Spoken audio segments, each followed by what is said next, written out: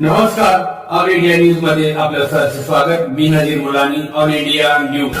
नमस्कार, मुलानी all India news मध्ये आपलं सर स्वागत. मी आज पारनाका सहकारी दवाखाना जे सरडीएम पेटीट ह्या दवाखान्यामध्ये आज नवीन फाउंडेशन आपण पाहू शकता माझ्या कॅमेरामध्ये.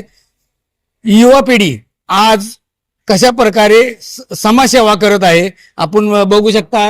अरुण्य स्पर्श फाउंडेशन ही नवीन झालेली आहे आणि आज फल फ्रूट पेशंटला वाटलेला आहे पूर्णपणे या सरकारी दवाखान्यामध्ये.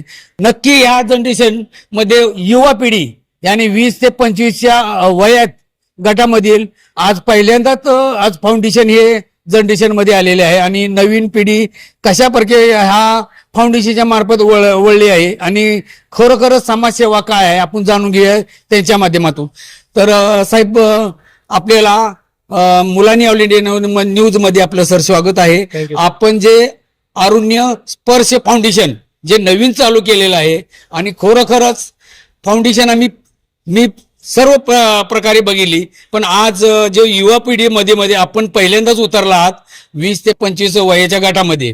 नक्की तुम्हाला काय वाटलं हे समाजसेवा करण्याच्या पाठीमागचं आणि आज सरकारी दवाखान्यामध्ये फल फ्रूट वाटलं आपलं कधी फाउंडेशन ही केले लॉन्च केलं आणि या पिढीला आपण कशा प्रकारे गाईड्स करणार आहात?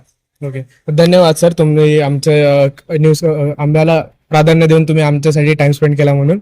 तर मी गौरव केंगार आणि आमची फाउंडेशन आहे अरुण्य स्पर्श फाउंडेशन. ही फाउंडेशन 30 जून ह्या रोजी रजिस्टर्ड झालेली आहे आणि या फाउंडेशन मध्ये आता 30 पेक्षा अधिक रजिस्टर्ड मेंबर्स कार्यरत असून आमचे इव्हेंट्स 12च्या वर इव्हेंट झालेले आहेत. आणि जसं सरांनी विचारलं की ही फाउंडेशन उभा करण्यामागचा उद्देश काय, तर आम्ही शाळा शिकत असताना जे काही आम्ही शिकलो, आम्ही बघितलं की समाजामध्ये काही गोष्टी आहेत, त्या गोष्टी आहेत तशा आपल्याला बघायला भेटत नाही. जसे आपण शिकलो तसं बघायला भेटत नाही. आपण शिकतो की आपण आई वडिलांचा आदर केला पाहिजे, पण आपण बघतो की वृद्ध माणसं असतील किंवा वृद्ध आजी असतील, आजोबा असतील, त्यांना कुठेतरी रस्त्यावरती सोडलं जातं किंवा त्यांना आश्रमात सोडलं जातं. आणि मग ही जी धारणा आहे, ही जी मेंटॅलिटी आहे, ही चेंज करण्यासाठी कुठेतरी आपण पाऊल घेतलं पाहिजे असं माझ्या लक्षात आलं. त्यानंतर आपण बघत असतो की आपल्या परिसरामध्ये कचरा असू द्या किंवा अजून काही इकॉनॉमिकली बॅकवर्ड सेक्शन्स असतील, तर मग ह्या सगळ्या गोष्टी आपल्याला कुठेतरी खटकल्या आणि मग त्यासाठी आपण विचार केला की आपण काय करू शकतो. आणि म्हणून माझा मित्रपरिवार आणि आमचा मित्रपरिवार आणि त्यांचा परिवार म्हणजे त्यांचेच आई वडील वगैरे या सगळ्यांनी येऊन आम्हाला प्रतिसाद दिला आणि ही फाउंडेशन आज इथे उभा राहिली. आणि असंच करत असताना सामाजिक कार्याची सुरुवात तुम्ही बोलू शकता की ही सामाजिक कार्याची सुरुवात फक्त फाउंडेशनमुळे नाही झाली, ही त्याच्या खूप आधीपासून चालू झाली होती. आधीपासूनच माझा भाऊ असेल किंवा बाकीचे सगळे मेंबर्स असतील जे जे आता इंटरेस्टेड आहेत, त्या लोकांनी आधी पण सामाजिक कार्य केले, जे कार्य कधी त्यांनी दाखवले नाही कुठे, ते कधी डॉक्युमेंट झाले नाही. जसं की आता काल परवाची गोष्ट आहे की आमच्यातलेच काही मेंबर्सनी काल एका वृद्ध इसमाला पैशाची मदत केली ज्याला ट्रॅव्हल करायला पैसे नव्हते. तसंच माझा भाऊ असेल ज्याला काही गोष्टी खटकल्या होत्या, त्याच्यातली ती एक गोष्ट होती की त्याने रेल्वे स्टेशनवरती एक असा वृद्ध माणूस बघितला आणि मग त्याचे कपडे पण अंगावरती आणि त्याला ट्रॅव्हल करायला पैसे नाहीत, त्याला त्या घरी जायला पैसे नाहीत कारण की तो चुकून आला होता, चुकून मूवीमध्ये हरवला होता. आणि मग तेच बघता बघता त्याच्या जीवाला एक कळकळा वाटला की ह्याच्यासाठी आपण काही करू शकतो का. आता खिशातून पैसे घालणे किंवा काही करणे ते सगळं आपण करू शकतो, बट ह्याला एक हातभार लागावा म्हणून साठी हे मित्रपरिवार एकवटला आणि ह्या एकवटल्यामुळे आम्ही मोठ्या प्रमाणामध्ये ही मदत करू शकतो. आणि आज मुलानी सर यांच्यामुळे पण आम्ही आज इथपर्यंत पोहोचलोय की आम्हाला हॉस्पिटलमध्ये जे काही कार्य करायला संधी भेटली, जे काही कार्य असू द्या, आज आपण फलं वाटप केलं, ह्याच्या आधी आपण पुस्तकं वाटप केली होती, ह्याच्या आधी आपण पर्यावरण संवर्धनामध्ये आपण ऍक्टिव्हली पार्टिसिपेट करतोय. आणि असंच सगळ्यांनी प्रतिसाद द्या आम्हाला आणि जे काही तुमच्याकडून मदत होईल तुमच्या मदतीचं नक्कीच आम्ही सोनं करू. तुम्ही जे काही हातभार लावाल त्याचं नक्कीच आम्ही काय बोलू शकतो की तुम्ही कळी द्या, आम्ही त्याचं फुल करू, त्याचं झाड करू आणि त्याचं रूपांतर एका वटवृक्षात करून देऊ. धन्यवाद. मॅडम, हे आज अरुण्य स्पर्श जो फाउंडेशन आहे तर काय तुम्हाला सूचना आली की आता तुम्ही त्याच्यामध्ये वयात म्हणजे कमी आहात, पण आज लोक वयाच्या 50च्या नंतर या 40च्या नंतर हे सगळं समाजसेवा करतात, पण आज तुम्ही ह्या वयामध्ये म्हणजे जे तुम्हाला काहीच कळत नसेल त्या वयामध्ये आज तुम्ही ही प्रकल्प राबवत आहात आणि लोकांच्या जनरेशन मध्ये तुम्ही आज युवा पिढी घुसताय. तर हे सर्व यंग आहेत जर 20च्या माध्यमातून वयाच्या, काय आपल्याला वाटतं की लोकांपर्यंत कशा प्रकारे तुम्ही पोहोचणार आहात? आम्ही असं सामाजिक कार्य करून किंवा क्लिननेस ड्राईव्ह करून आम्हाला आमचा भारत स्वच्छ बघायचा आहे. आम्हाला आमचा भारत हे बघायचा नाहीये. त्यामुळे आम्ही असं स्वच्छता अभियान किंवा फळं वाटप असं आम्ही करतो. पण युवा पिढीमधील आता आई वडिलांना आश्रममध्ये ठेवलं जातं, कधी आई बापांना बघितलं जात नाही. ह्याच्यावर तुम्ही काय बोलणार आहात? जनरेशन मध्ये आज तुम्ही संदेशा काय देणार आहात? हेच की आई बापाशिवाय दुसरं कोण मोठं नसतं. आई बापांना देवाचा दर्जा दिला जातो, तेव्हा आपण आश्रमात न सोडण्यापेक्षा त्यांना घरी हे करू शकतो ना आपण. हे आई बापाशिवाय आपला दुसरं कोणतरी नाही याचं. त्यांनी आपल्याला जन्म दिलाय तर त्यांची केअर करणं आपली फर्स्ट जबाबदारी आहे. त्यामुळं प्लीज कोणी असं करू नका, आश्रमाचं हे सोडू नका, हे सांगेन मी. मॅडम, आपण ह्या फाउंडेशनला जोडले आहेत आणि सर्व यंग पिढी आहे, याने 25च्या वयाच्या आतमध्ये आहे. खरोखरच आजपर्यंत मी फाउंडेशन बघितलं, मदत करणारी लोक बघितली, पण या वयामध्ये कोणीच मी आजपर्यंत बघितलं नाही. पत्रकाराच्या माध्यमातून मी आपल्याला एक प्रश्न उपस्थित करत आहे. खरोखर या समाजसेवा करण्याच्या पाठीमागचं कारण काय? तुम्हाला काय निष्पन्न झालं? या तुमच्या समोर गोष्टी आल्या त्यामुळे तुम्ही हे फाउंडेशन ओपन करून आज समाजसेवा करण्याच्या मार्गात उतरलात. काय म्हणतात? ऍक्च्युली आम्ही आता पाहिलेत की यंग जनरेशन्स मध्ये काहीतरी पुढाकार घेऊन जबाबदारी घेणे हे नाहीच आहे, म्हणजे खूप कमी बघायला मिळतं आपल्याला. तर आम्हाला त्यांना मोटिवेट करायचं आहे की त्यांनी पण पुढे यावं, काहीतरी समाजासाठी करावं, स्वतःसाठी करावं, फॅमिलीसाठी करावं. त्याच्यासाठी आम्ही त्यांना मोटिवेशन देण्यासाठी पुढे आलो आहोत. आणि आमचं म्हणणं आहे की त्यांनी पण आम्हाला जॉईन व्हावं. आम्ही त्यांना आमंत्रित करत आहोत की तुम्ही पण आमच्यासोबत जॉईन होऊन खूप काही आमच्यासोबत करू शकता. We welcome you. थँक्यू. आज परिवार घेऊन आला तुम्ही सर्व कमी वयामध्ये. आज तुमचं खेळण्या कुदण्याचं वय आहे, पण त्यातून तुम्हाला काय निष्पन्न झालं जे आज समाजसेवा करायचे, दवाखान्यातले लोकांचे कशी परिस्थिती आहे, डॉक्टरांचा तुम्ही सत्कार केला, सिस्टरचा सत्कार केला, सिक्युरिटी गार्डचा सत्कार केला. काय वाटतं आपल्याला? यांना कशा प्रकारे तुम्ही पाठबळ देणार आहात आणि त्यांना कशा प्रकारे धन्यवाद देणार आहात?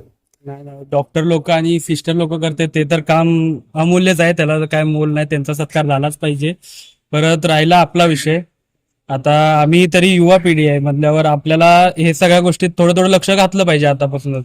माहिती सगळे तर थोडं बिझी असतातच, आपल्याला त्यातून थोडासा वेळ काढून ह्या जागेला जर बघितलं तर करण्यासारखं भरपूर काय आहे. आता आपल्याच परिसरात बघितलं तर अशा गोष्टी आहेत ज्या नाही व्हायला पाहिजेत पण त्या होते. परत असा पण समाज आहे जो खूप गरीब आहे, त्याला मदतीचा हात पाहिजे, पण तिथे न मदत करता दुसरीकडे केलं जात आहे. तर आपण त्याला व्यवस्थित मार्ग दाखवला पाहिजे. आणि दुसरी गोष्ट आपल्याला करायचा विषय कसा होता, म्हणजे आपल्याला आहे ना युवा पिढीला एकत्र येऊन जर आपण केलं तर अजून आमच्यासारखी यंग जनरेशन मोटिवेट होऊन ते पण याला येतील. परत दुसरी अजून काय आपण म्हणजे अशी मदतीचा हात वगैरे देतो माणसांना, त्यासाठी आपण करतोच, सगळे करतात. आज पण जसं झालं आम्ही इव्हेंट केला, फायनान्शियल थोडं कमीच आहे, आम्ही अजून काहीच नाही म्हणायला गेलं तर. हे जे दान केलं आम्ही हे बघायला गेलं तर खूप छोटंसं दान आहे. आपल्याला याहून खूप मोठं दान करायचं आहे, पण त्यासाठी थोडं अजून तुमची पण मदत लागेल, सगळ्यांचा सहभाग लागेल. तुम्ही नक्की येऊन मदत करा. तुम्हाला खात्री राहील की तुमचं योगदान व्यर्थ जाणार नाही. योग्य ठिकाणी आपण ते पोचवून देऊ.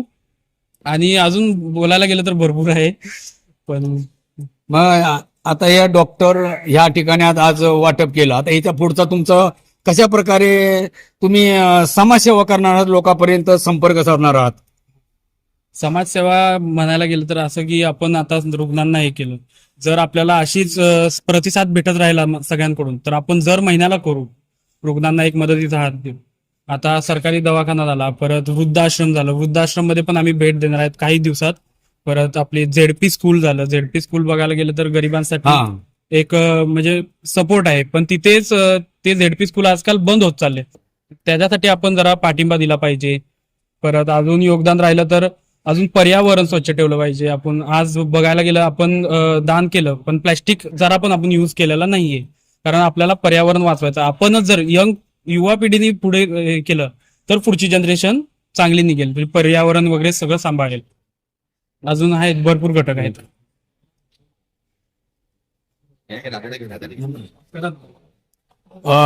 आज जनरेशन मध्ये आई बापांना आश्रम मध्ये ठेवलं तर आश्रम जास्त खोलले जातात.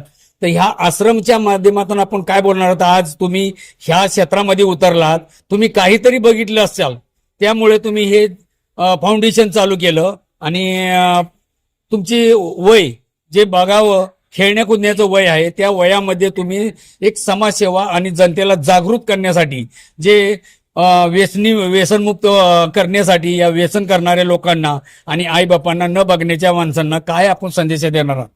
पहिलं तर व्यसन करणं म्हणजे चुकीचंच आहे. आणि आजकालची पिढी आईबापांना बघत नाही, ते लोकांना पैशांचा वगैरे रुबाब असतो बऱ्याच लोकांना, पण ते चुकीचे आहे. त्यांनीच आपल्याला मोठं केलंय, त्यांनीच आपल्याला एवढं शिकवलंय. तर मेन इम्पॉर्टंट थिंग ती त्यांना बघा, त्यांची काळजी घेता, कारण की त्यांच्यामुळेच तुम्ही आज इथे आहेत. त्यांना कुठेही रस्त्यावर टाकू नका, त्यांना कोणत्या आश्रमात टाकू नका, त्यांच्यामुळेच तुम्ही आज पुढे आलात. तर कृपया करून ना त्यांना त्रास देऊ नका आणि त्यांचे हाल करू नका. बरेच लोक खूप वेळा बघितलं की बरेच लोक हाल करतात त्यांचे, त्यांना रस्त्यावर सोडून जातात. बरेच लोक रस्त्यावर मिळतात की आम्हाला आमच्या मुलांनी सोडलंय वगैरे तसं, पण तसं करू नका कृपया करून. ही तुम्हाला हात जोडून नम्र विनंती. ओके, धन्यवाद. आज मी अरुण्य स्पर्श फाउंडेशनच्या माध्यमातून, माझ्या चॅनलच्या माध्यमातून जनरेशन जे आजचे पिढी चालू आहे, आपण पाहिलं असेल 2-3 दिवसापूर्वी संभाजीनगर या ठिकाणी कशा प्रकारे एक मोबाईलच्या माध्यमातून आई बाप सुद्धा त्यात गमवलं. कारण या मोबाईलच्या माध्यमातून तर अशी युवा पिढी जर चुकीची करत असेल तर नक्कीच याच्यावर आळा बसावा. यासाठी हे जनरेशन ह्या मुलांनी फाउंडेशन ओपन करून समाजसेवा आणि जनजागृती करण्यासाठी ह्यांनी आज विडा उचललेला आहे. नक्कीच ह्यांना देव करो की यांना यश मिळव. जय हिंद, जय महाराष्ट्र. धन्यवाद.